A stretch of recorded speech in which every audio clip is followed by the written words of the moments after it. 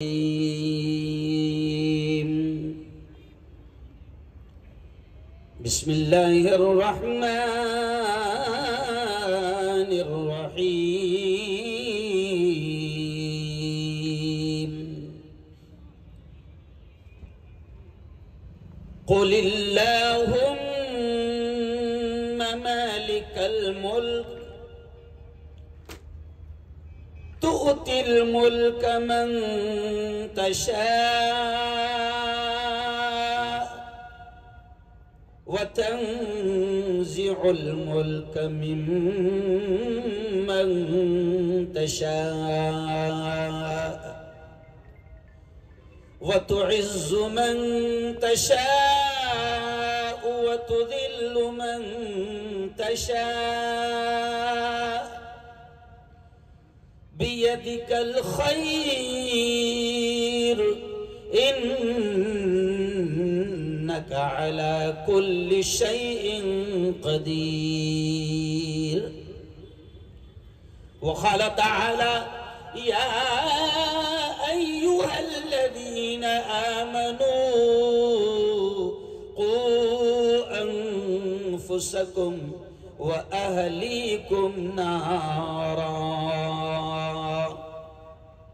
व क़ाल तआला इक़रा बिस्मि रब्बिकल्लज़ी ख़लक़ ख़लक़ल इंसान मिन अलक़ इक़रा व रब्बुकल अकरम अल्लज़ी अल्लम बिल क़लम अल्लमल इंसान मा लम यअलम। वक़ाल रसूलुल्लाहि सल्लल्लाहु अलैहि वसल्लम कुल्लुकुम राइन व कुल्लुकुम मसऊलुन अन रईयतिहि औ कमा क़ाल अलैहि सलातु व तस्लीम। वक़ाल रसूलुल्लाहि सल्लल्लाहु अलैहि वसल्लम खैरुकुम मन तअल्लमल क़ुरआन व अल्लमह औ कमा क़ाल अलैहि सलातु वस्सलाम।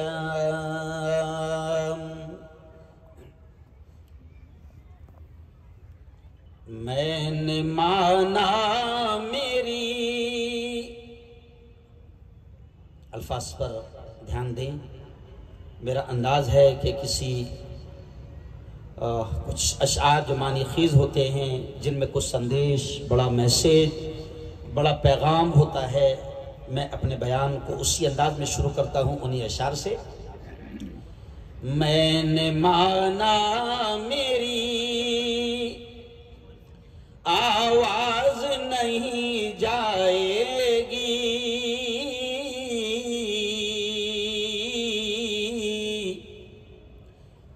दरो दीवार से टकरा के पलट आएगी। अभी मौका है, करो इन अंधेरों का इलाज।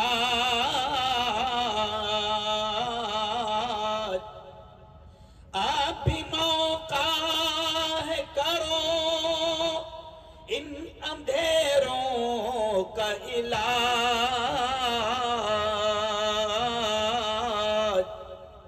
वरना ये नस्ल उजालों को तरस जाएगी, वरना ये नस्ल उजालों को तरस जाएगी। जिंदगी मांगो किसी से, फैसल साहब, सुबह आपका मदरसा हमीदुन नबी माशाल्लाह, वहां पर बच्चों में मैंने ये अशआर पढ़े। देखिए अशआर कितने प्यारे हैं। जिंदगी मांगो किसी से, शकील भाई, जिंदगी मांगो किसी से, न मोहब्बत मांगो,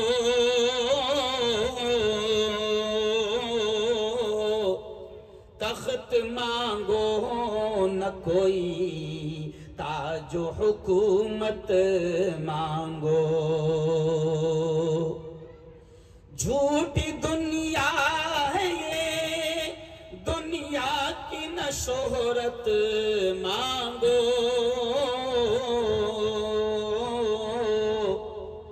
सिर्फ अल्लाह से तुम इल्म की दौलत मांगो।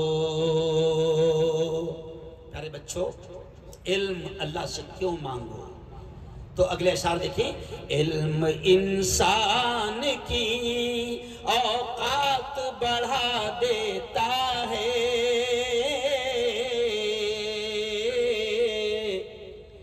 इल्म सोई हुई तकदीर जगा देता है। इल्म सीखोगे तो तकदीर संवर जाएगी, जिंदगी वरना अंधेरों में गुजर जाएगी। इल्म जिसको नहीं मंजिल वो कहाँ पाता है, ठोकरें राह में खा खा के ही मर जाता है। सदक़ल्लाहुल अज़ीम व सदक़ रसूलुहुन नबियुल करीम। आज की इस बहुत ही मुक़द्दस, बड़ी पाकीज़ा महफिल और बड़ी पवित्र सभा के अध्यक्ष सदर मोहतरम हज़रत मौलाना अब्दुल मतीन साहब, मोहतमीम अस्हाब सुफ़्फ़ा अमरावती और खलीफा मजाज हज़रत अल्लामा कमरुज़्ज़मा साहब इलाहाबादी, ऐसे ही जमीयत उलमा के एक सपूत, एक सिपाही और आज के इजलास के सरपरस्त मेरे बड़े हजरत मौलाना हाफिज मसूद साहब हुसामी, साबिक़ सदर जमीयत उलमा महाराष्ट्र, मौलाना मोहम्मद तौकीर साहब कासमी नाज़िम तालीमात मदीनतुल उलूम, हजरत मौलाना मुफ्ती मसूद साहब नायब काजी शहर नागपुर, हजरत हाफिज मोहम्मद फैसल साहब मदरसा हमीदुन नबी, मुफ्ती मोहम्मद नूरुल्लाह साहब मुदर्रिस दारुल उलूम मोमिनपुरा, और इस अजीमुश्शान इजलास जिस मदरसे के सालाना इजलास में हम सब जमा हुए हैं, वहाँ के मुहतमीम मेरे दोस्त मौलाना मुफ्ती मोहम्मद नसरुल्लाह साहब, सदर मुदर्रिस मौलाना मुफ्ती मोहम्मद नूर आलम साहब, हजरत मौलाना सलीम साहब और हाफिज शम्स आलम साहब, और मेरे बड़े भाई जो कामटी से तशरीफ लाए हैं शकील भाई, और भी बहुत सारे लोग हैं। मेरा ख्याल हमीदुन नबी के जो जिम्मेदार हैं, मैं देख रहा हूं कि शायद फैसल साहब गए थे, तो मेरा ख्याल वो भी आए हैं। अगर मेरी अपील उनके कानों तक पहुंच रही है तो मैं गुजारिश करूंगा कि अगर आप भी स्टेज पर आ जाए तो हम उलमाए किराम की दरखास्त है, ख्वाहिश है, आप लोग बहुत बड़ा काम कर रहे हैं, अल्लाह आपसे बहुत बड़े काम ले रहा है, आप हमारे सरों के ताज है। मैं आपसे भी अपील करूंगा कि आप अगर आ जाएं तो बड़ी मेहरबानी होगी। और प्यारे बच्चों, नौजवान दोस्तों, बुजुर्गों और साथियों, बात मैं यहीं से शुरू करूंगा, वक्त थोड़ा सा ज्यादा हो गया है और कल मेरा औरंगाबाद में भी प्रोग्राम है। औरंगाबाद मुझे निकलना है और रोजाना प्रोग्राम है। आप लोगों की दुआएं हैं कि अल्लाह चला रहा है, वरना अकल काम नहीं करती है कि एक शख्स इतना चलेगा और इतना काम करेगा।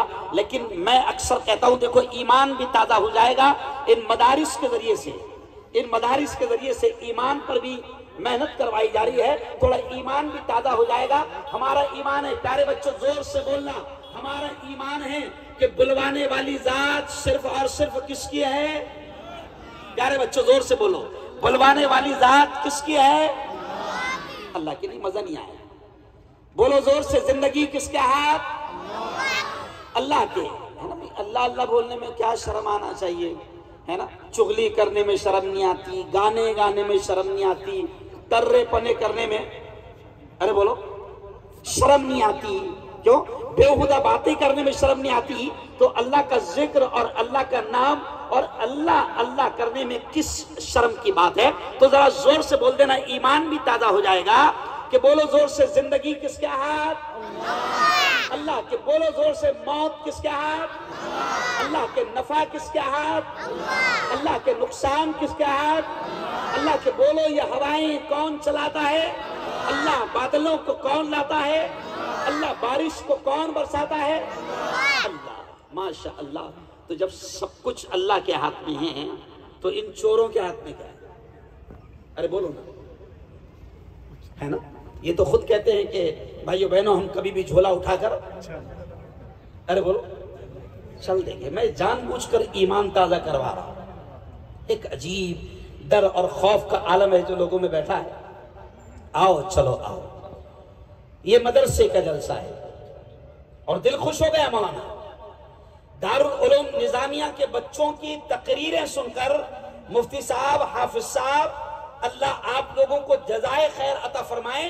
आपके बच्चों की नातें, आपके बच्चों की तकरीरें और आपके बच्चों के मुकालमे और सारी चीजें सुनकर दिल खुश हो गया और दिल से दुआएं निकलती है। बल्कि मैं ये कहूंगा कि दुनिया आपको दे न दे, बल्कि दुनिया देती भी नहीं है, लेकिन यकीन है अल्लाह की जात से कि अल्लाह आपको क्या देगा, हमारे पास अल्फाज नहीं है। मैं सुबह भी, मुझे खुशी है कि मैं सुबह एक आधा घंटे के लिए मदरसा हमीदुल नबी में गया। वहां पर भी मौलाना मोहतमिम साहब, जैसे आपके बच्चे पढ़ रहे हैं, आप लोगों ने वहां पर भी मुझे आपने लेकर गए। मैंने देखा, कसम अल्लाह की, छोटे छोटे बच्चे, इतना दिल खुश हो गया। 10 साल के बच्चे, 11 साल के बच्चे और हाफिज कुरान। एक बच्चा है गालिबन जिसको आज हाफिज बना, मेरे सामने खत्म कुरान हुआ, उसका नाम हस्सान है। उसकी उम्र जो मुझे लग रही थी शायद 11-12 साल के अंदर हो। अल्लाह जज़ाए खैर दे, बड़ा काम आप लोग कर रहे हैं। और प्यारे बच्चों, आप भी सुन लो। और मैं तमाम लोगों से कहूंगा, देखिए, मैं एक मेडिकल कॉलेज का प्रोफेसर भी हूं, मैं एक सियासी नेता भी हूं, मैं एक पेपर का मालिक भी हूं, मैं एक बड़े चैनल का एंकर भी हूं। ये इसलिए बोल रहा हूं कि हम अल्लाह की कसम दुनियावी एजुकेशन के रत्ती बराबर भी मुखालिफ नहीं है। मेरे घर में अल्हम्दुलिल्लाह 11 डॉक्टर हैं, 3 बहुएं, 4 बेटियां, 4 बेटे, अल्हम्दुलिल्लाह। और ये शुरू यहां से इसलिए कर रहा हूं मौलाना कि कभी कभी लोगों को क्या लगता है, मदरसे में क्या बनते, मैं बोलता हूं ये बनते। क्या बनते? अरे बोल, सादे अल्फाज में, आपका नाम नहीं मुझे याद। महबूब भाई, महबूब भाई, मैं कल मुंबई में था तो मैंने बड़ा प्रोग्राम था, तो मैंने कहा कि मदरसे में क्या बनते? मदरसे में ये बनते, अच्छे प्रोफेसर भी बनते हैं, अच्छे डॉक्टर भी बन जाते हैं, अच्छे पत्रकार भी बन जाते हैं, अच्छे मुकर्रिर भी बन जाते हैं, अच्छे सियासी नेता भी बन जाते हैं। क्योंकि मेरा मानना है शकील भाई, मैं अल्फाज कहता हूं मुफ्ती साहब कि कसम अल्लाह की, कुरान के इल्म की बरकतें ऐसी होती है कि मैं चैलेंज के साथ कहता हूं कि मेरा मदरसे का तालिबे इल्म कुरान का इल्म हासिल करने के बाद, हाफिज बनने के बाद, आलिम बनने के बाद, मुफ्ती बनने के बाद, कुरान की तालीम लेने के बाद, इंशाअल्लाह यकीन के साथ कहता हूं कि वो जिस मैदान में जाएगा अल्लाह उसको कुरान के इल्म की बरकतों से कामयाब करेगा। कहो इंशाअल्लाह, है ना। और ये तालीम ऐसे नहीं है ना, ये तालीम ऐसे नहीं है। अभी आपका 10 साल का बच्चा हाफिज कुरान बनेगा या आपके बच्चे हाफिज कुरान बनेंगे, हम नहीं समझ पाते हैं। हम तो कहते हाफिज जी, क्यों भाई 5,000 वाला, है ना, 10,000 वाला।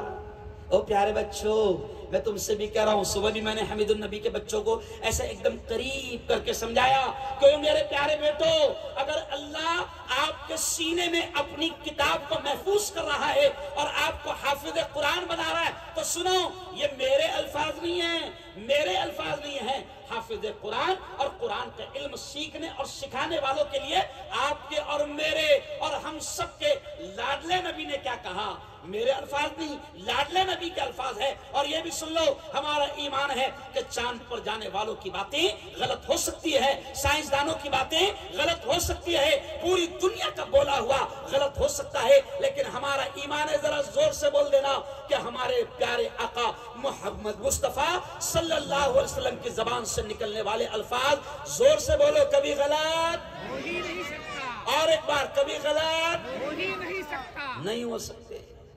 क्यों? और हमारे नबी ने इस तालीम के बारे में क्या कहा, हमारे नबी ने कुरान पढ़ने और पढ़ाने वालों के बारे में क्या कहा, हमारे नबी ने कुरान सीखने और सिखाने वालों के बारे में क्या कहा। हमारे नबी ने फरमाया, खैरुकुम खैरुकुम मन तअल्लमल कुरान व अल्लमा। ऐ लोगो सुनो सुनो सुनो, हमारे आका ने फरमाया, हमारे नबी ने फरमाया, क्या फरमाया, खैरुकुम, के धरती पर सबसे ऊंचे मकाम वाले, तुम में सबसे बेहतर, तुम में सबसे आला, तुम में सबसे ऊंची डिग्री वाले, तुम में सबसे ऊंचे मकाम वाले कौन हैं? नबी के अल्फाज है, प्यारे नबी ने फरमाया, तुम में सबसे बेहतर वो हैं मन तअल्लमल कुरान, जो कुरान को सीखते हैं, व अल्लमहू, और उसको सिखाते हैं। ये प्यारे नबी के अल्फाज है। कह लोगो, तुम में सबसे ऊंचे वो हैं जो कुरान सीखते हैं और सिखाते हैं। क्यों?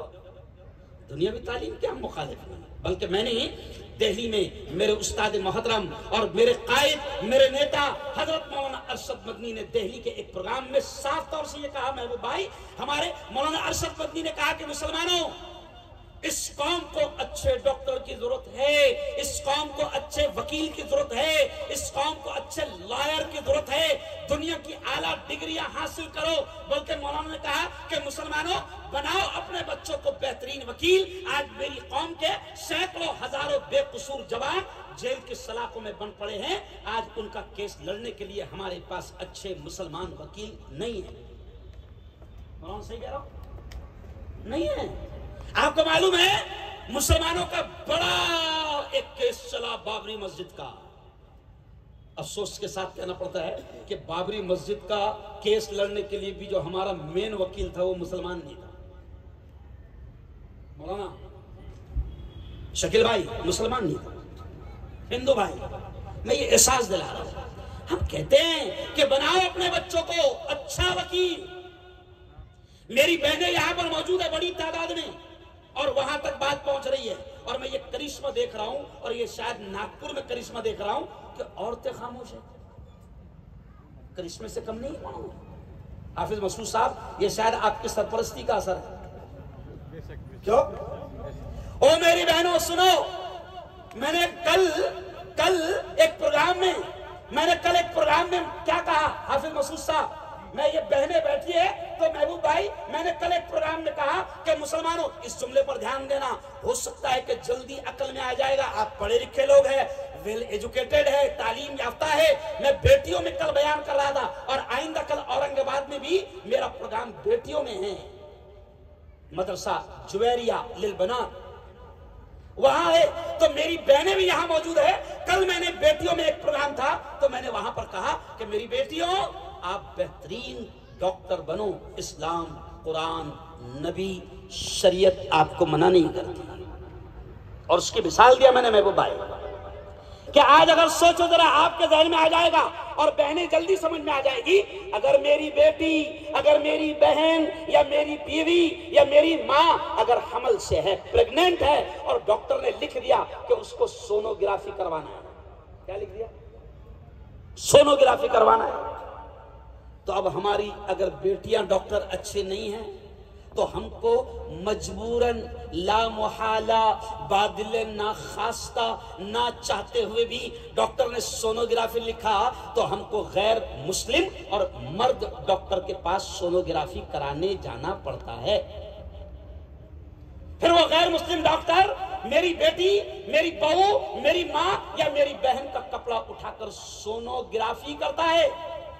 मैं ये कहता हूं कि मुसलमानों, किसने, कौन सी शरीयत ने, कौन से नबी ने या कौन से कुरान ने आपको मना किया है कि आप अपनी बेटियों को अच्छी डॉक्टर ना बनाओ? आज अगर मेरी बेटी, अगर समाज की कोई बेटी अगर माहिर गायनेकोलॉजिस्ट रहेगी, अगर वो माहिर निस्वा रहेगी, अगर अच्छी डॉक्टर रहेगी, तो मुसलमान की बेटी, माँ, बहू, बहन उसके पास जाएगी और पर्दे के साथ वो सोनोग्राफी करवाएगी और इलाज करवाएगी। हम चाहते हैं कि मुसलमानों की बेटियां अच्छी डॉक्टर्स भी हो। ये उलमा के स्टेज से बात कर रहा हूं मैं भाई में। ये पैगाम जाएगा, क्योंकि मैं जब बोलता हूं ना तो देखो, मैं वायरल मुफ्ती हूं, नहीं समझा? मैं कौन सा मुफ्ती हूं? वायरल, यानी मैं मुंह खोलता हूं और वायरल होता हूं। माशाल्लाह हुकूमत भी मुझसे बड़ा प्यार करती है। इंडिया के जितने आतंकी गोदी मीडिया वो भी मुझसे बड़ा प्यार करता है, मोहब्बत करता है, और अभी भी 4-4 चैनल लाइव कर रहे हैं मुझे। तो मेरी बात पूरे मुल्क में जाएगी। अभी 5 दिन पहले अमेरिका के कुछ साथी आए थे और गुजरात में उन्होंने मेरा प्रोग्राम रखे थे, तो उन्होंने बताया कि मुफ्ती साहब, आपकी तकारीर अमेरिका, इंग्लैंड में जुमेरात का लाइव बयान भी आपको सुना जाता है। अब ये बात मैं कह रहा हूं कि मैं मुस्लिम धर्म गुरु मुफ्ती हारून नदवी, मैं ये कह रहा हूं कि मुसलमानों, शरीयत आपको दुनिया की तालीम लेने से रत्ती बराबर भी मना नहीं करती। क्यों? अच्छे पुलिस वाले मेरी कौम में होना चाहिए।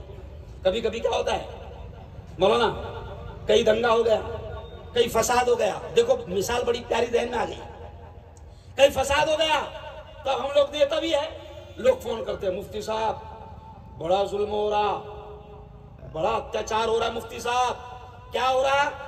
एक तरफा कार्रवाई हो रही, अपने ही बच्चों को मारा जा रहा है और उठाया जा रहा है।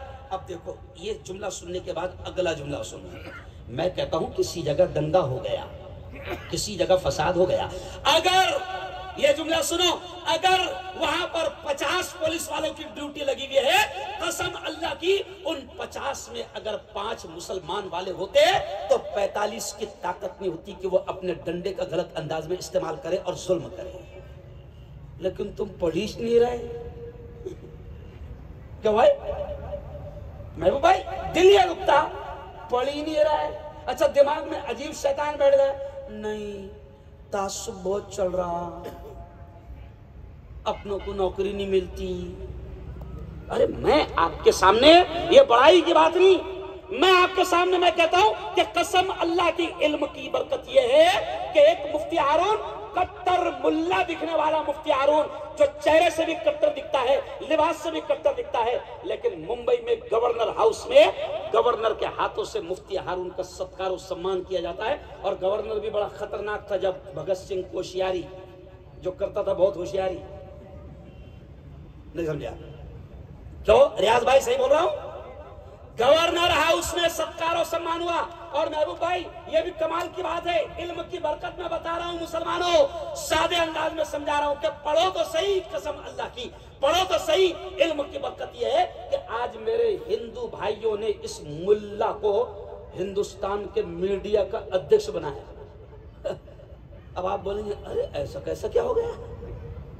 इल्म की, अरे बोलो, बरकत है। इसलिए मैंने शुरू में शेर क्या पढ़ा? जिंदगी मांगो किसी से, न मोहब्बत मांगो, तख्त मांगो, न कोई ताजो हुकूमत मांगो, झूठी दुनिया है ये दुनिया की, न शोहरत मांगो, सिर्फ अल्लाह से तुम इल्म की दौलत मांगो। क्यों हाफिज साहब, तख्त ताज नहीं मांगो। मैं मेरे स्टाइल में कहता हूं, नेतागिरी वाले स्टाइल में, कि तख्त ताज की आज कोई हैसियत नहीं है, किसको भी मिल जा रही कुर्सी। अरे बोलो ना यार, अभी अभी अभी पहले अपने पास, अपने महाराष्ट्र की कुर्सी किसके पास थी मालूम आपको? बोलो शर्मा मत। रिक्शा वाले के पास। नहीं, फैक्ट है ये, कोई ऐसा मजाक वजाक नहीं है। महाराष्ट्र की कुर्सी ऑटो रिक्शा वाले के पास थी, दिल्ली की कुर्सी झाड़ू वाले के पास थी, और अभी मुल्क की कुर्सी देखो कितनी जल्दी बोलेंगे। देखो बोलो किस बात? वो तो खुद कहते हैं फख्र से कि भाइयों बहनों, मैंने प्लेटफॉर्म पर कई साल तक चाय बेचा है, आज तक तो वो प्लेटफॉर्म मिलता नहीं है। तो मैं क्यों कह रहा हूं, एकदम सादे अंदाज में समझा रहा हूं कि जिंदगी मांगो किसी से, ना मोहब्बत मांगो, तख्त मांगो, ना कोई ताजो हुकूमत मांगो, झूठी दुनिया है ये, दुनिया की ना शोहरत मांगो, सिर्फ अल्लाह से तुम इल्म की दौलत मांगो। क्यों इल्म मांगो? तो मैं आगे कहता हूं कि इल्म इंसान की औकात बढ़ा देता है, इल्म सोई हुई तकदीर, बोलो, जगा देता है। इल्म सीखोगे तो तकदीर संवर जाएगी, जिंदगी वरना अंधेरों में गुजर जाएगी। इल्म जिसको नहीं मंजिल वो कहां पाता है, ठोकरे राह में खा खा के ही मर जाता है।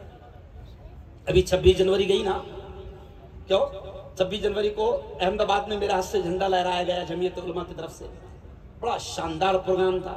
तो 26 जनवरी को एक जुमला मैंने कहा, शकील भाई एक जुमला मैंने कहा, मौलाना 26 जनवरी को मैंने कहा कि देखो 26 जनवरी को हमारे संविधान के लागू होने का दिन मनाया जाता है, लेकिन सुनो, संविधान के लिखने वाले, खासतौर से उस टीम के मजबूत अध्यक्ष डॉक्टर भीमराव साहब अंबेडकर, मैंने जिक्र किया अहमदाबाद में कि डॉक्टर भीमराव साहब अंबेडकर आज पूरा मुल्क 26 जनवरी को उनको सलाम पेश कर रहा है। क्यों? तो मैंने कहा कि एक वक्त ऐसा था कि यही बाबा साहब अंबेडकर से कुछ लोग इतनी नफरत करते थे कि बाबा साहब अगर किसी गिलास को हाथ लगा ले तो गिलास फेंक दिया जाता था, बाबा साहब किसी की दालान में कदम रखे तो दालान धोई जाती थी, बाबा साहब किसी प्लेट में मटके में हाथ डाल दे तो मटका फोड़ दिया जाता था। लेकिन इल्म, मैं दुनिया के इल्म की बात कर रहा हूं कि दुनिया के इल्म में भी खुदा ने इतना पावर रखा है कि वही भीमराव साहब बाबा अंबेडकर जब लॉ और कानून का इल्म हासिल करते हैं, फॉरेन जाते हैं और फिर हमारे मुल्क के संविधान पर काम करते हैं, तो नफरतें करने वाले भी 26 जनवरी को डॉक्टर बाबा साहब अंबेडकर को सलाम ठोकते हैं। काहे का पावर है ये? अरे बोलो ना, इल्म। अभी तुम्हारे इलाके में कोई नूरुल हसन है? भंडारा कहां पर है? भंडारा में मैंने उनकी खबर लगाई थी, इसलिए मुझे याद है, मैंने मेरे चैनल पर खबर लगाई। क्यों? हमारे पास में कैसर भाई है, ये आईपीएस अफसर, यूपीएससी, एमपीएससी, हम मना नहीं करते, बिल्कुल कॉम्पिटिटिव एग्जाम्स में हिस्सा लो, मुकाबला करो। और क्यों?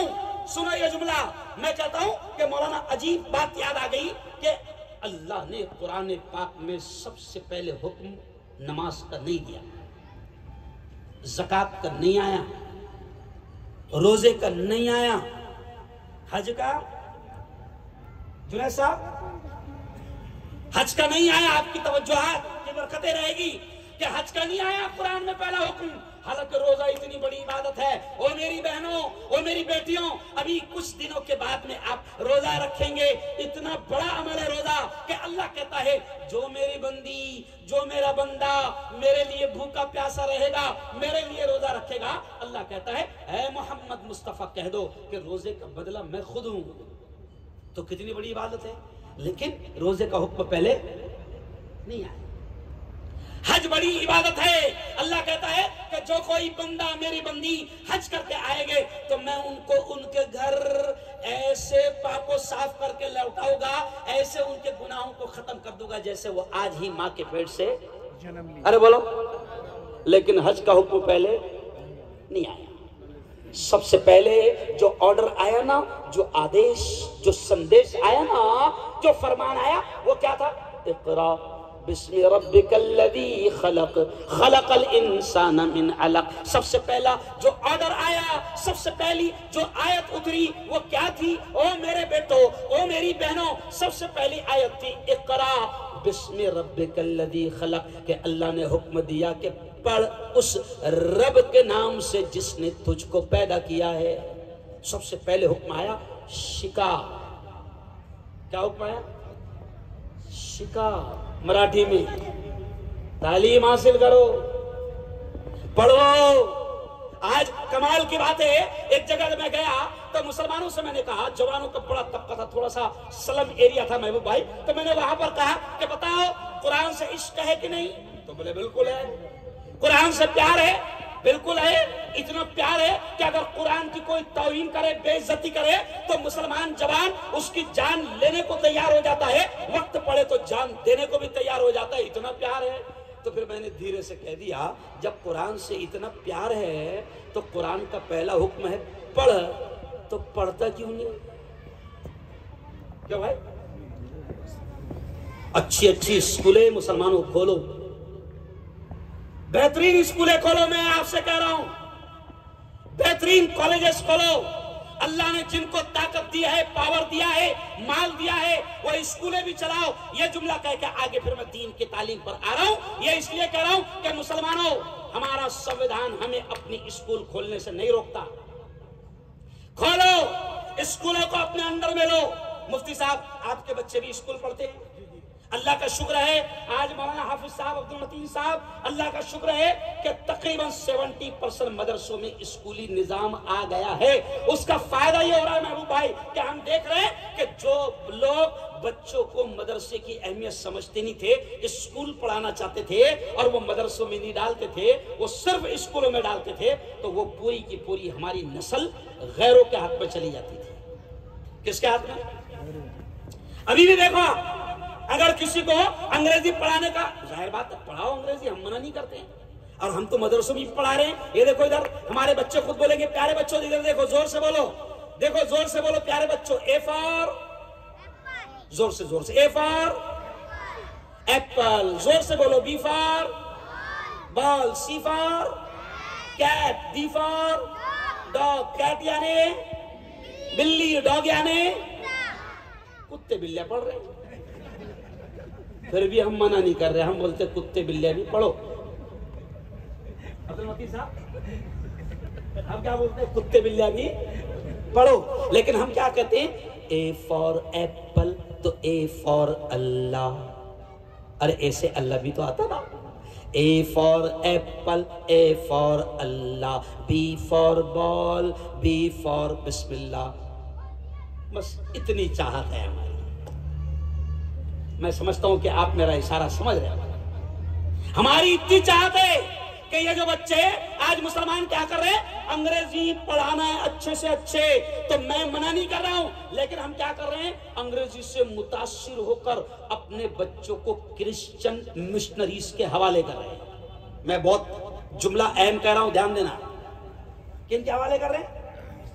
क्रिश्चियन मिशनरीज के हवाले कर रहे हैं। आप जानते हैं मरहूम अमीर जमात हजरत मौलाना यूनुस साहब पूना वाले, नाम सुने? अरे बोलो, नाम सुने? वो एक मिसाल देते थे। वो कहते थे कि एक क्रिश्चियन स्कूल में 35-40 बच्चे हैं, मुसलमान बच्चों की क्लास है। एक क्रिश्चियन टीचर उन बच्चों को कैसे समझा रहा है, देखो वो मिसाल देते थे। उसने क्या किया, पेन बताइए। 35 बच्चे बैठे, मुझे बहुत सारी बातें करना है इसलिए मैं थोड़ा तेज तेज बोल रहा हूं कि उस क्रिश्चियन टीचर ने, मुस्लिम बच्चे 35 बैठे हुए हैं, और वो क्या कह रहा है? प्यारे बच्चों, ये मौलाना यूनुस साहब मिसाल देते थे, प्यारे बच्चों ये क्या है? तो वो 35 बच्चे बोलते, सर पेन है, पेन। वो धीरे से कहता है, नजर आ रहा है? तो कहा कि हाँ हाँ नजर आ रहा है, ठीक है। फिर उठाता किताब, फिर कहते प्यारे बच्चों ये क्या है? तो बच्चे छोटे छोटे मासूम बच्चे वो कहते क्या है? तो बच्चे कहते सर बुक है, बुक। वो बोलते नजर आ रही है?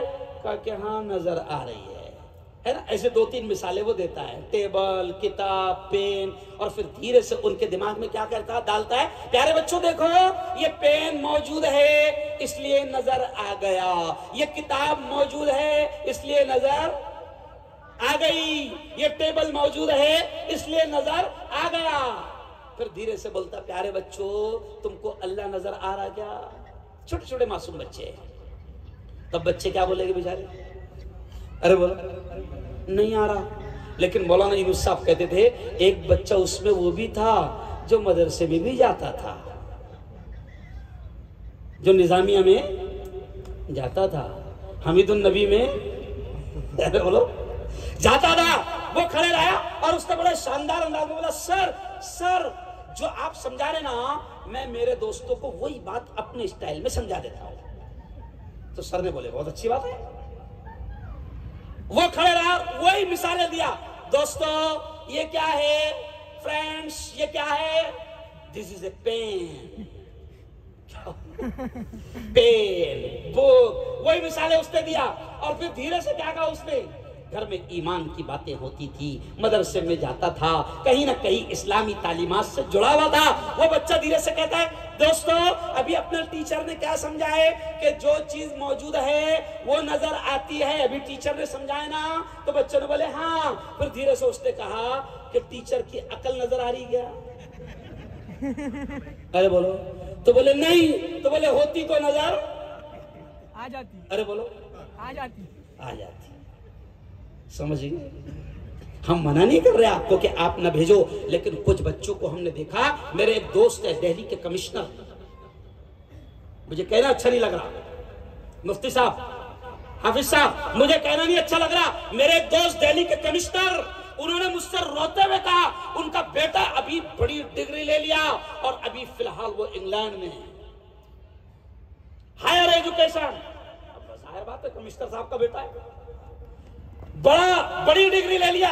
और उसके बाप बड़ा नेक, लेकिन क्या करें, वो दुनिया में पड़ा रहा। वो बाप मुझसे कहता है, कमिश्नर साहब मुझसे कहते हैं, मुफ्ती साहब मेरा बेटा आया हुआ है, आप भी दिल्ली में जमीयत उलमा के प्रोग्राम में आए हुए हैं, मुफ्ती साहब आज जुमा है, मेरे बेटे को बताओ कि जुमा फर्ज है। क्या बताओ? मैंने कहा कि वो पढ़ता नहीं। मैं तो बोले, मैं कहता हूं उससे जुमा की नमाज फर्ज है, तो वो सीधा बोलता वाई, क्यों? अब समझाओ उसको वाई। ओ मेरे यारो, ओ मेरी बहनों, हमारा मकसद दुनियावी तालीम से रोकना नहीं है। आज अल्हम्दुलिल्लाह मदरसा निजामिया में हमारे बच्चे और हमीदुन नबी और ऐसे कई मदरसों में हमारे बच्चे अल्हम्दुलिल्लाह अब वो स्कूल भी पढ़ रहे हैं और पढ़ाई जानी चाहिए। मैं कहता हूँ मौलाना फैसल साहब, मौलाना मुफ्ती साहब, आपसे भी कहता हूँ बिल्कुल स्ट्रॉन्ग लेवल पर स्कूल की तालीम पर भी ध्यान दो। अच्छा क्या फायदा होगा इसका सुन लो, और जो जुमला कह रहा हूं वो सुन लेना। इसका क्या फायदा होगा कि आज जो मुसलमान रो रहा है ना, अब ये जुमले पर ध्यान देना, आज जो मुसलमान रो रहा है, मौलाना सज्जाद नमानी चीख चीख कर करे कि मुसलमानों तुम्हारी हजारों लाखों बेटियां आज गैरों की जिंदगी का हिस्सा बन रही है और बन गई है। ये जुमले पर ध्यान देना कि मुसलमानों आज तुम्हारी बेटियां गैरों की जिंदगी का हिस्सा बन रही है। उसकी वजह यह है कि तुमने उनको तालीम तो दुनिया की दिया, तुमने उनको इंग्लिश और अंग्रेजी तो सिखाया, तुमने उनको बेहतरीन कॉन्वेंट में और मॉन्टेसरी में भेजा, आला तालीम दी, लेकिन तुमने उनको दीन का इल्म इतना भी नहीं दिया कि कोई डाकू उनके ईमान पर डाका डाले तो वो कामयाब ना। मैंने कुरान की आयत पढ़ा, कौन सी आयत? अल्लाह कहता है या अय्युहल्लज़ीना आमनू, अल्लाह कहता है बड़े प्यार भरे अंदाज में अल्लाह कहता है या अय्युहल्लज़ीना आमनू, ऐ वो लोगों जो ईमान ले आए। अल्लाह ईमान वाले मर्दों से कहता है, अल्लाह ईमान वाली औरतों से कहता है। अल्लाह कहता है कू अनफुसकुम, ऐ ईमान वालो, अल्लाह कहता है ऐ ईमान वालो बचाओ अपने आप को, बचाओ अपने आप को, वो अहलीकुम, और अपने घर बार वालों को नारा, जहन्नम की आग से बचाओ। अल्लाह कहता है कि अपने आप को भी और अपनी औलाद को भी जहन्नम की आग से बचाओ।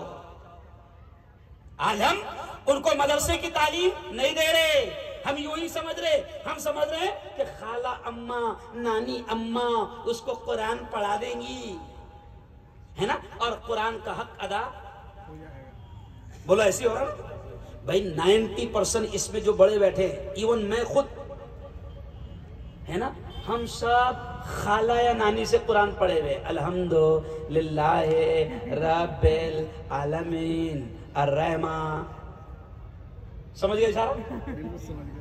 लेकिन आज मैंने सुना निजामिया के बच्चों को भी, आज मैंने सुना हमीदुन नबी के बच्चों को भी, आहा इतना शानदार कुरान पढ़ रहे थे कि बड़े बड़े दारुल उलूम और बड़े बड़े मदरसों में जिस तरीके से पहले कुरान सिखाया और पढ़ाया जाता था, आज हमारे मकतब के और छोटे छोटे मदरसों के बच्चे इतना प्यारा कुरान पढ़ रहे हैं। हम क्या कहते हैं?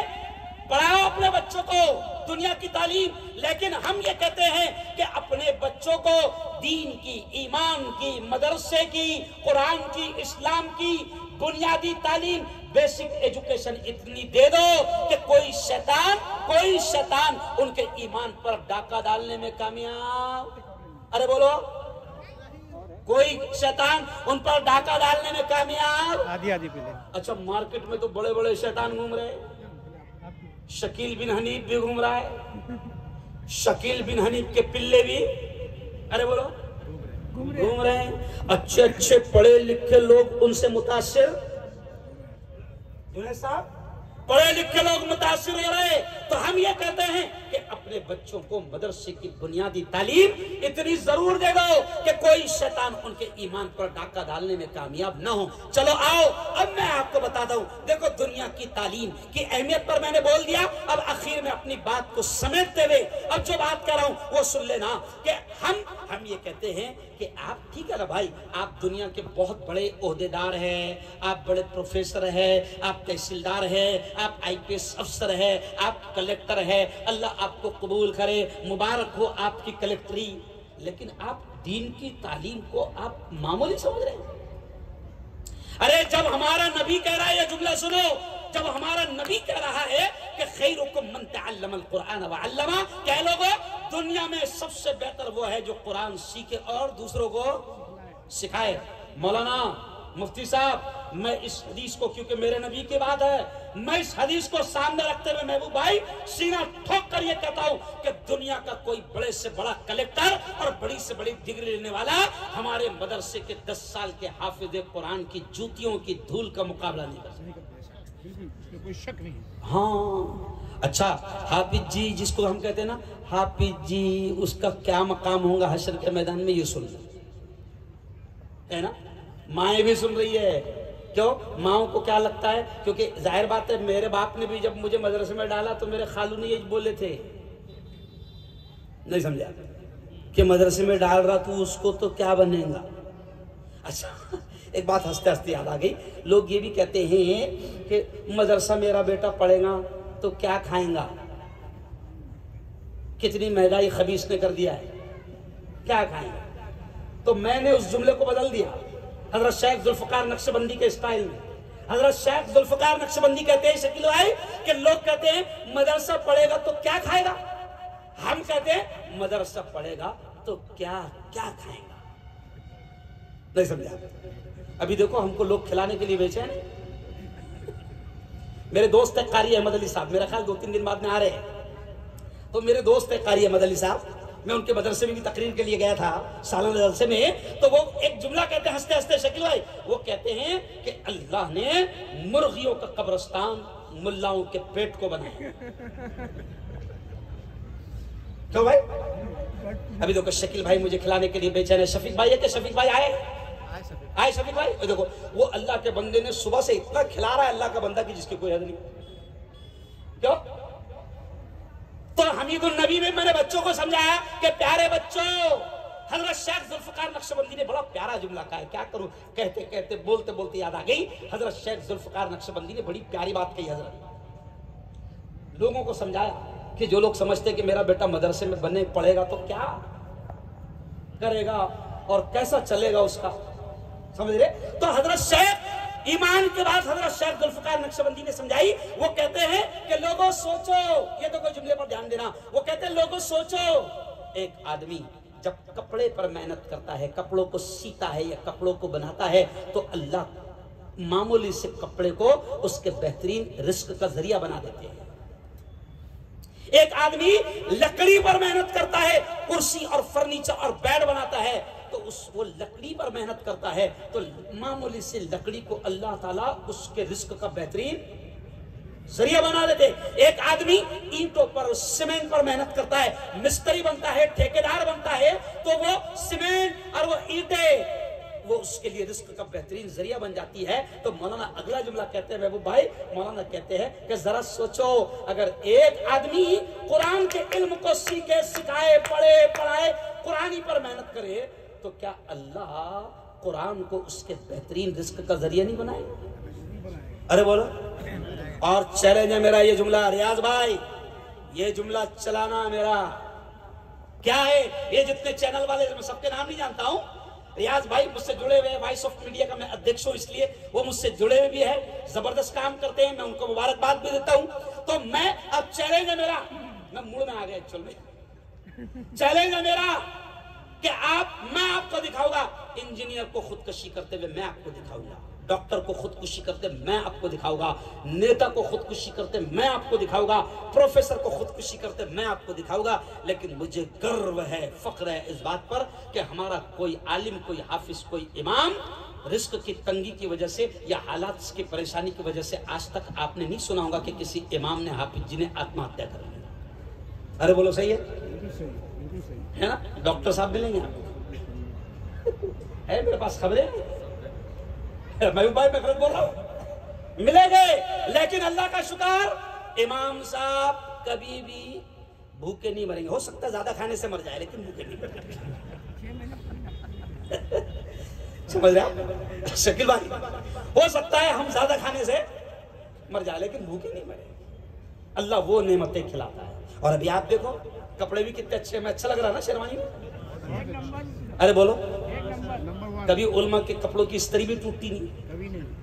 लोग बोलते भी कि कहां से आता है, हम कहते चारों तरफ से आता है। अरे जब मेरा एक मशहूर डायलॉग है, जब मेरे पास में पहली मर्तबा शकील भाई कार आई, कार लिया मैंने, कार छोटी सी मारुति 800, उस जमाने में सेकंड लिया 15 साल पहले, तो पूरे जलगांव में बात चल गई, कहां से आ रहा, कहां से आ रहा, नहीं समझा, क्योंकि आलिम अगर टू व्हीलर पर भी दिखा तो अपना पेट दुखता, कहां से आ रहा, कहां से आ रहा। अब ये बात उड़ते उड़ते मेरे कानों तक पहुंची, तो मैंने जुमा के बयान में क्या कहा अब्दुल मतीन साहब, वो डायलॉग मेरा मशहूर हो गया था। मैंने कहा दोस्तों, ये जुमला सुनना, मैंने कहा दोस्तों जरा सोचो, जब अल्लाह चोरों को, लुच्चों को, लफंगों को, कौम के दल्लालों को बड़ी बड़ी गाड़ियों में घुमा रहा है, तो कौम के इमाम को मारुति में नहीं घुमाएंगे? अरे बोलो ना यार, अरे सही बोलो, सही बिल्कुल सही। ओ मेरे यारों, मैं एकदम सादे अंदाज में समझा रहा हूं कि आप दुनिया की तालीम हासिल कीजिए, लेकिन दीन की तालीम को मामूली मत समझिए। ये देखो, अब मैं बात खत्म करते करते कहूंगा, ओ मेरी बहनों सुनो, अगर तुम्हारा बेटा हाफिज बन गया, ओ मेरे यारों, अगर तुम्हारा बेटा हाफिज बन गया तो हाफिज जी का क्या मकाम होगा? सुनो, मैं नहीं कह रहा हूं, नबी फरमाते हैं कि हश्र के मैदान में जब नफ्सा नफ्सी का आलम होगा, माँ भी एक नेकी देने को तैयार ना होगी, बाप भी एक नेकी देने को तैयार ना होगा। ऐसे मौके पर अल्लाह हाफिज जी से कहेगा, क्या कहेगा? या हाफिज अल कुरान, या हाफिज अल कुरान, ओ कुरान के हाफिज, ओ कुरान के याद करने वाले, इकरा इकरा, जो कुरान की आयतें तुझे याद है पढ़ता जा, वर्तकी वर्तकी, और जन्नत की सीढ़ियां चढ़ता जा, जहां तेरी आखिरी आयत होगी वो तेरा मकाम होगा। अल्लाह हाफिज जी से ये कहेगा कि जो तू तरावी में पढ़ता था, वो जो तू मुसल्ले पर पढ़ता था, वो जो तू मदरसे में पढ़ता था, पढ़ाता था, अल्लाह हाफिज जी से कहेगा, इस 5000 वाले से अल्लाह कहेगा कि जो आयतें तुझे याद है पढ़ता जा। बोलो जोर से प्यारे बच्चों, क्या कहेगा अल्लाह? जो आयतें तुझे याद है पढ़ता जा, और जन्नत की सीढ़ियां चढ़ता जा। मैं हंसते हंसते कहता हूं, क्योंकि मैं डॉक्टरों का भी प्रोफेसर हूं, मैं हंसते हंसते कहता हूं कि अल्लाह डॉक्टर साहब से नहीं कहेगा, ओ डॉक्टर साहब इंजेक्शन देता जा, जन्नत की सीढ़ियां। अरे बोलो क्यों?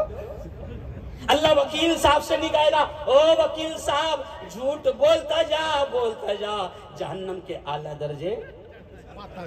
अरे बोलो, ओ यारो, हमें गर्व है, फख्र है कि मेरे मदरसे के बच्चे को अल्लाह कहेगा, जो कुरान की आयतें तुझे याद है, बोलो जोर से, पढ़ता जा, और जन्नत की सीढ़ियां चढ़ता जा, है ना? अब जिन्होंने अपने बच्चों का हाफिज बनाया, वो भी, उनके बारे में भी नबी क्या कह रहे हैं?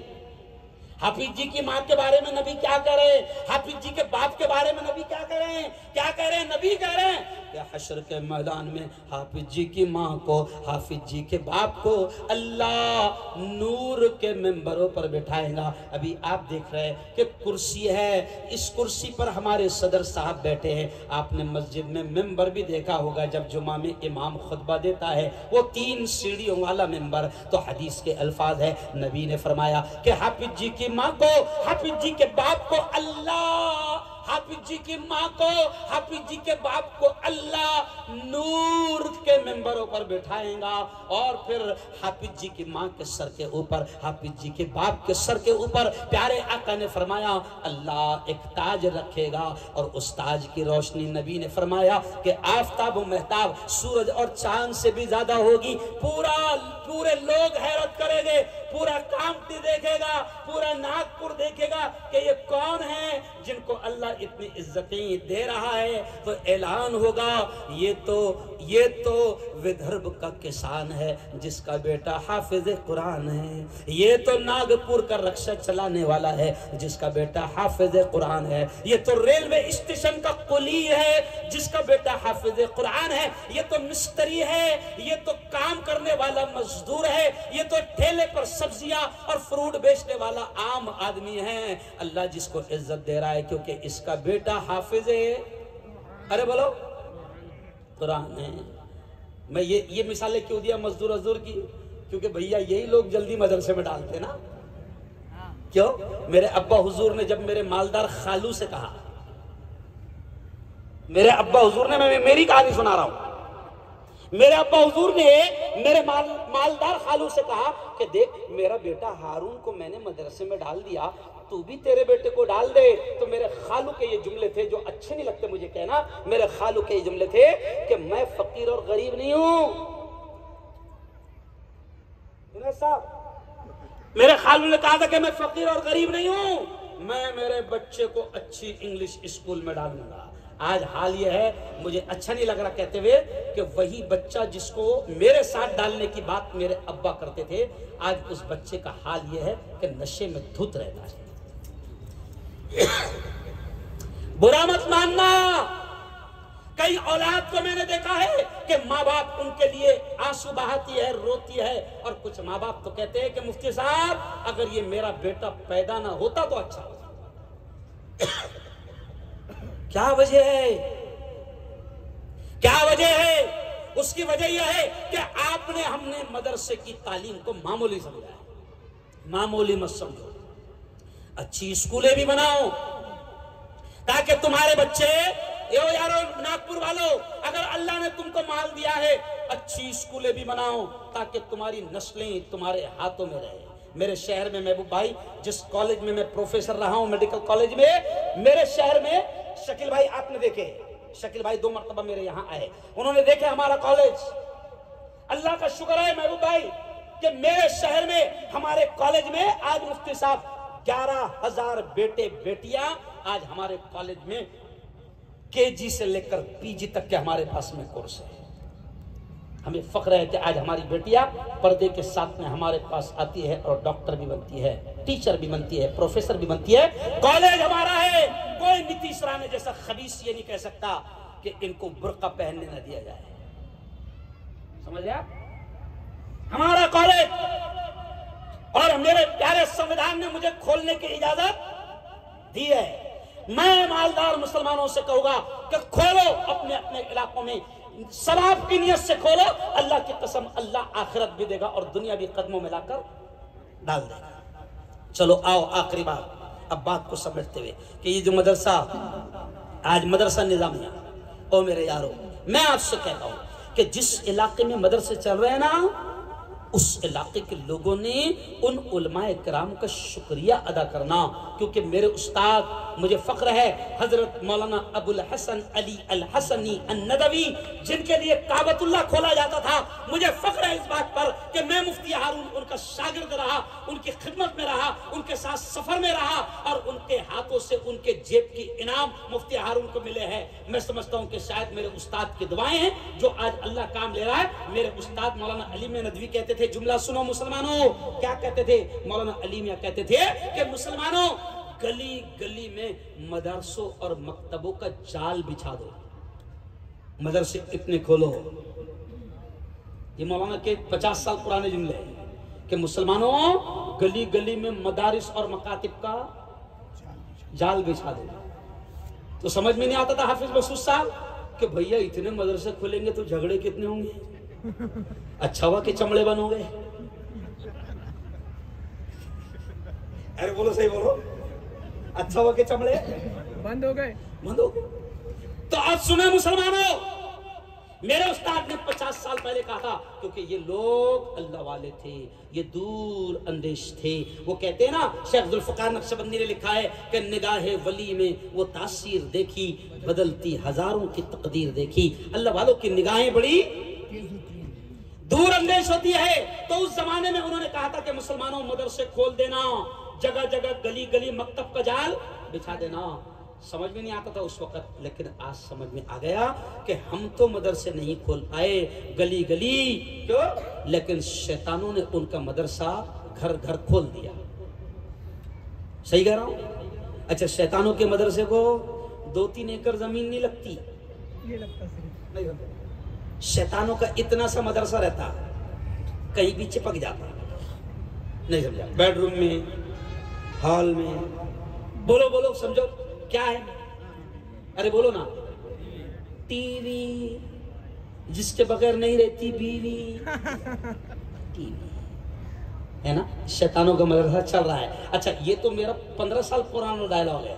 अब तो शैतानों का मदरसा घर घर में आ गया, जेब जेब में आ गया। मुफ्ती भी सुरक्षित नहीं है। नहीं समझा? मुफ्ती भी बचा हुआ नहीं है, घर घर में आ गया। अच्छा, क्या हुआ ये देखो, आज नस्लों को 14 शाबान को शबे बरात मुबारक रात होती है। ये पढ़ी लिखी जाहिल नस्लों को शबे बरात याद नहीं, मगर 14 तारीख उनसे पूछो तो उनको वैलेंटाइन डे याद है। क्यों? क्या याद है? Valentine day. शायद उस दिन मेरा ख्याल अपनी बहनों को फूल देना पड़ता है, मेरा ख्याल ऐसा है, बहनों को देना पड़ता है। नहीं सर, कपल। हाँ, क्यों? आजकल डे हो गए ना, रोज डे, कॉफी डे। क्यों? आजकल पढ़े लिखे जाहिल मनाते बर्थडे। अरे तू मरने के करीब जा रहा बेवकूफ और बर्थडे मना रहा। क्यों? एक जगह मुझे दावत दी गई, बोला नहीं गया दावत का ही की है। मैं पहुंच गया, लेकिन मुझे कुछ गुब्बारे उबारे लगे हुए दिखे। मैं समझ गया कि शायद बर्थडे है। अब बर्थडे जिनका था वो सेठ साहब 58 साल के हो गए थे। तो अब मैंने कहा यार अब जाना तो नहीं है, कुछ तो कुछ चुटकुला छोड़कर जाना है।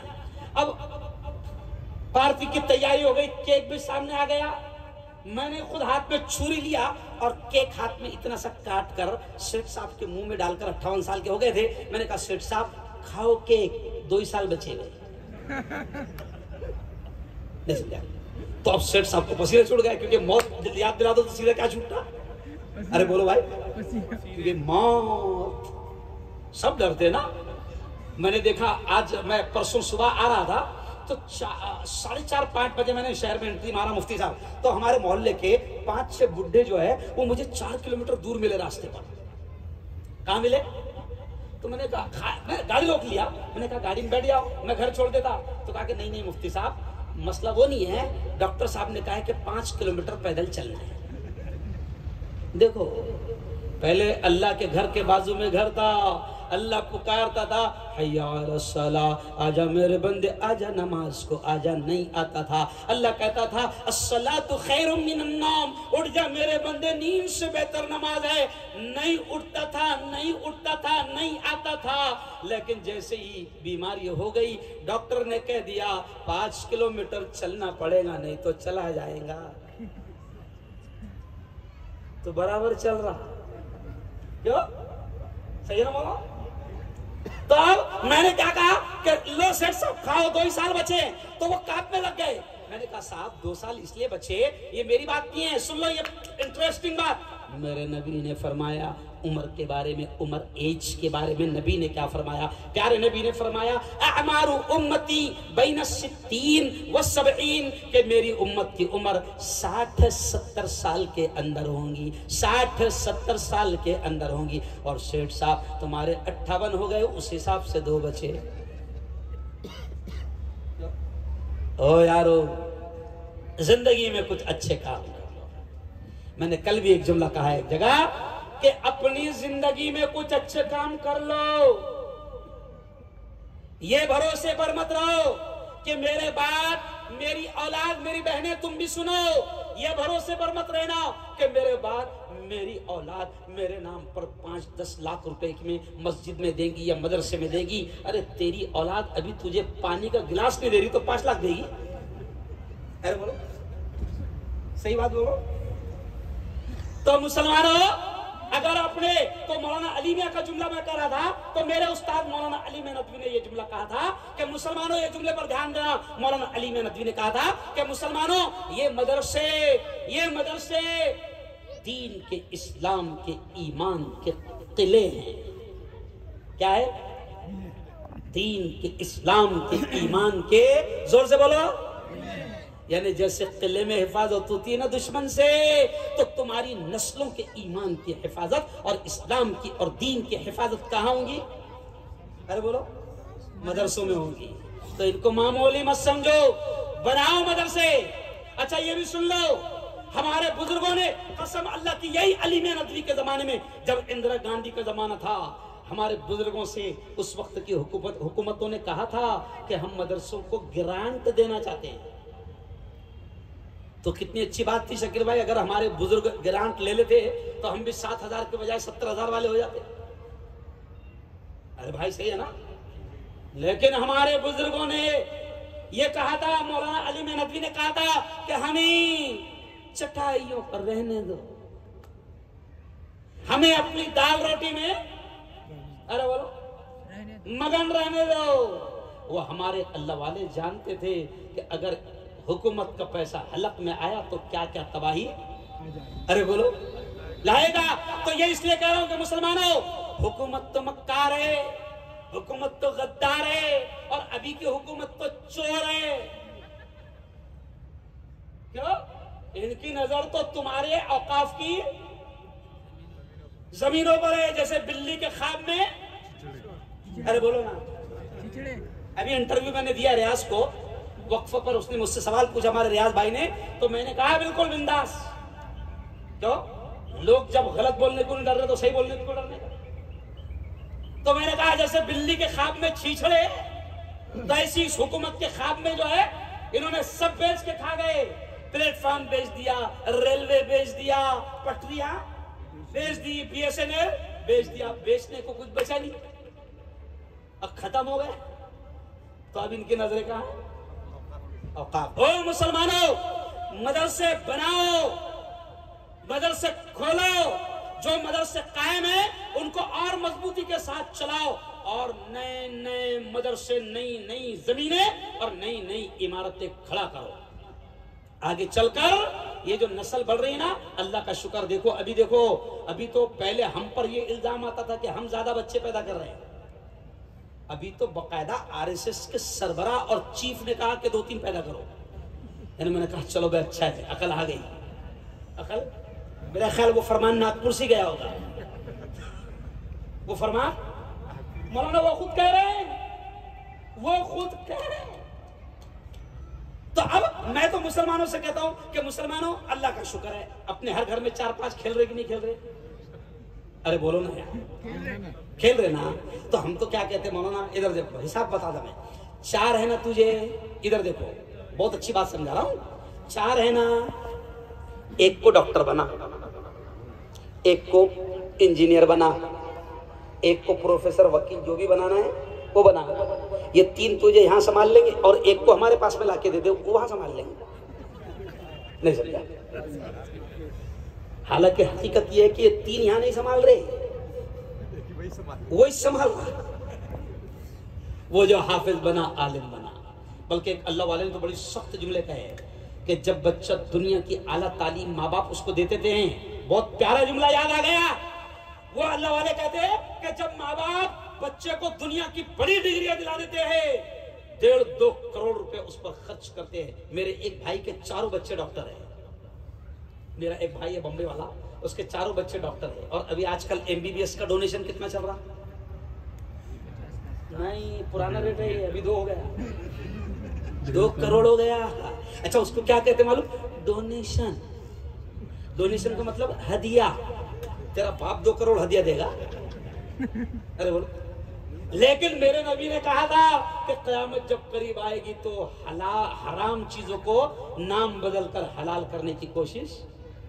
डोनेशन नहीं है वो, सीधा सीधा बोल रिश्वत। और मेरे नबी ने कहा कि रिश्वत देने वाला और रिश्वत लेने वाला दोनों जहन्नम में हैं।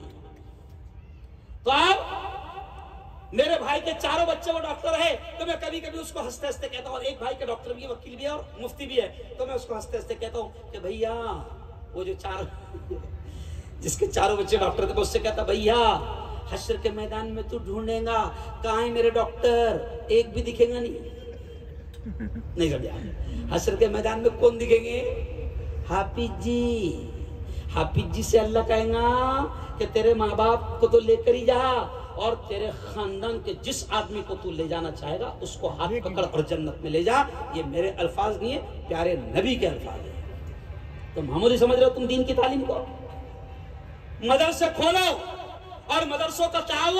अल्लाह का शुक्र है मुफ्ती साहब, अल्लाह का शुक्र है कि हिंदुस्तान में लाखों मदरसे गवर्नमेंट की भीख और खैरात पर नहीं चलते, लाखों मदरसे चल रहे हैं। अल्लाह का शुक्र है, अल्लाह ने जिन लोगों को दिया है वो दे रहे हैं और मदरसे अरे बोलो चल रहे हैं। इसलिए मैं आपसे कहता हूं आखिरी बात कि अब जिंदगी में कुछ कर लो। प्यारे नबी ने क्या कहा? अक्लमंद वो है जो मरने से पहले मरने की तैयारी कर ले। अब मरने की तैयारी क्या है? लंबा सफर है, 25-30 जोड़े से लाना पड़ेंगे, यही ना मरने की तैयारी?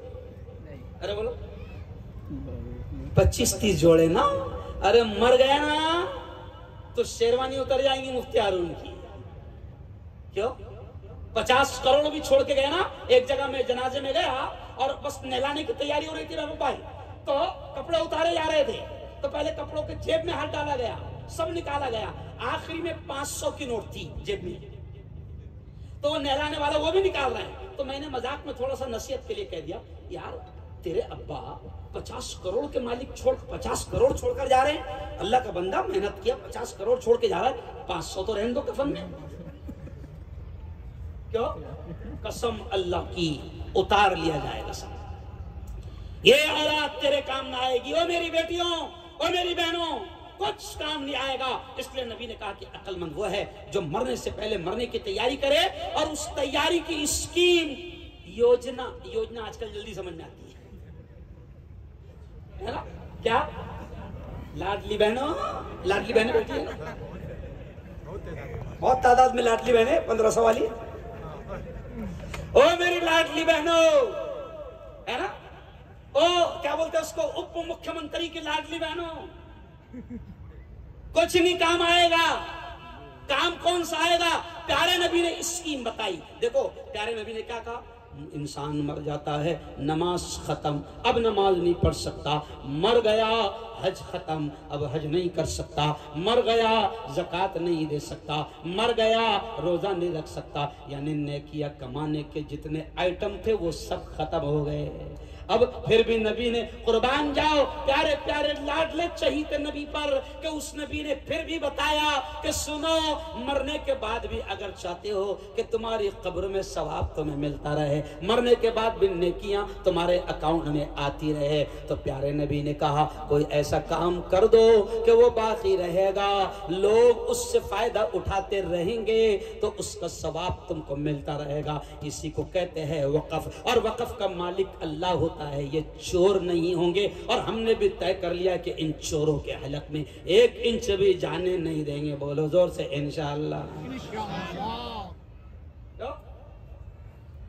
तब नबी ने कहा कि अगर किसी गरीब बस्ती में, यह जुमला सुन लो, ये जुमला सुन लो, हम कभी हिंदू मुसलमान में नफरतें पैदा नहीं करते।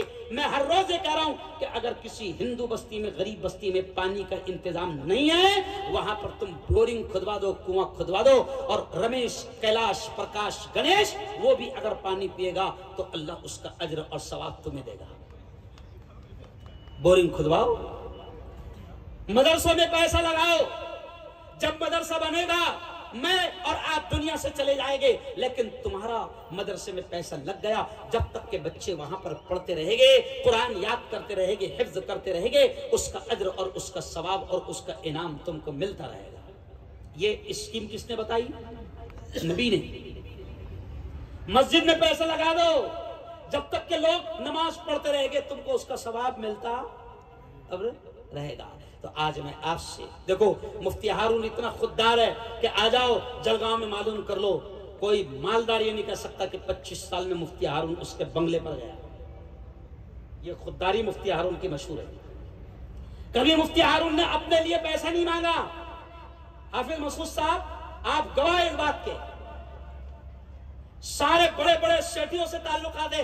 ये मेरे शकील भाई मेरे जिगरी दोस्त भी है, बड़े भाई भी है, अल्लाह ने नवाजा है। लेकिन शकील भाई के सामने कह रहा हूं, कभी 15 साल में तुमको पैसों के लिए फोन आया? सही बोलना, नहीं आया। हालांकि बड़े बड़े हालात से मैं गुजरा, 3 बेटों का इंतकाल हुआ, कभी नहीं मांगा मुफ्ती साहब। ये जुमला क्यों कह रहा हूं कि मुफ्ती हारून ने कभी अपने लिए नहीं मांगा, लेकिन मुफ्ती हारून रोजाना हिंदुस्तान में किसी शहर, किसी गांव में जाता है और अल्लाह के दीन की खातिर झोली फैलाता है, भीख मांगता है, क्योंकि मुफ्ती हारून की आखिरत इसी में। मैं आज आपसे मांग रहा हूं, ओ नागपुर वालों लाज रख लेना, बड़ी दूर से आया हूं, फिर बड़ी दूर जाऊंगा और चांद रात को घर पहुंचूंगा। इतने मेरे सफर और इतने प्रोग्राम है। मैं आपसे भीख मांग रहा हूं कि ये निजामिया मदरसा, ये दारुल उलूम निजामिया, अभी 1200 स्क्वायर फीट जमीन यानी तकरीबन